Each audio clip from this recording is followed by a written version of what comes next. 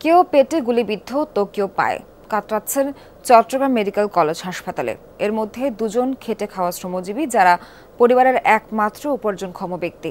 কোটা সংস্কার আন্দোলনের সময় গুলিবিদ্ধ হন তারা।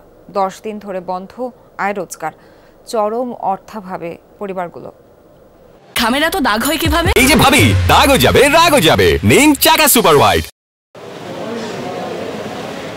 ভ্যানে করে ফল বিক্রি করেন আবুল বশর। গত 18 জুলাই চট্টগ্রামের বহদ্দারহাট মোড়ে সংঘর্ষ শুরু হলে পালানোর সময় পায়ে গুলিবিদ্ধ হয়ে এক পর্যায়ে জ্ঞান হারান।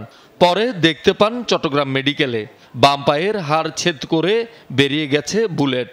বাড়ি চাঁদপুরের শাহরস্তি। তবে 2 মেয়ে ও স্ত্রীকে নিয়ে থাকেন চট্টগ্রামের বিবিরহাটে ভাড়া ঘরে।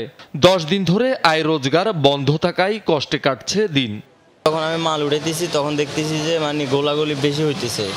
তো আমি ভ্যান গাড়িটা রেখে চলে আসতে চাইছিলাম। এই চলে আসার মধ্যে এতটুকুর মধ্যে আমার ফাওয়ার মধ্যে গুলিটা পরে আমি ফাওটা ভেঙে পড়ে গেছি। আমার উপরে সংসারটা চলে।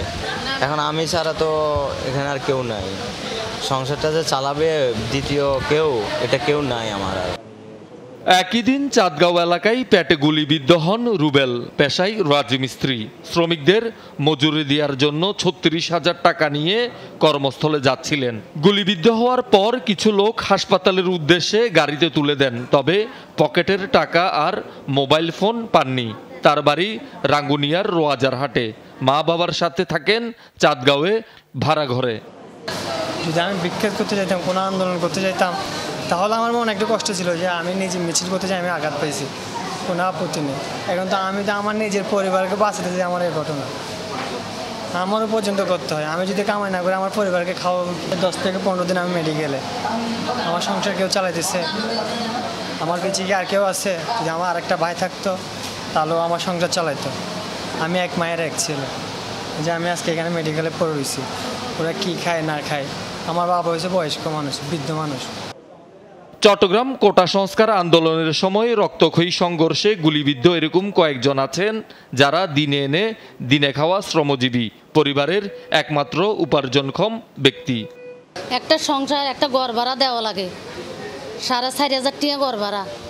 পরিবার এগুলোরও ও রুছে, আমার একমাত্র হলা ও সালা।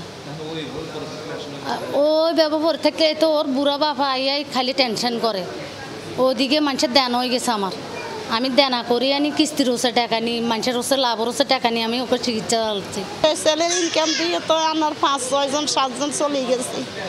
এখন তো ছেলে আমার এখন পাওয়াটা এরকমই রয়েছে, সারমাটা একটু লটকি রয়েছে। এখন সারমাটা যদি কাটি হেলায় তাহলে 2 ভাগ। আর আমার এই ছেলে কেমনে খাইবো, কেমনে চলবো, ভবিষ্যতের জন্য আমি সহযোগিতা চাই।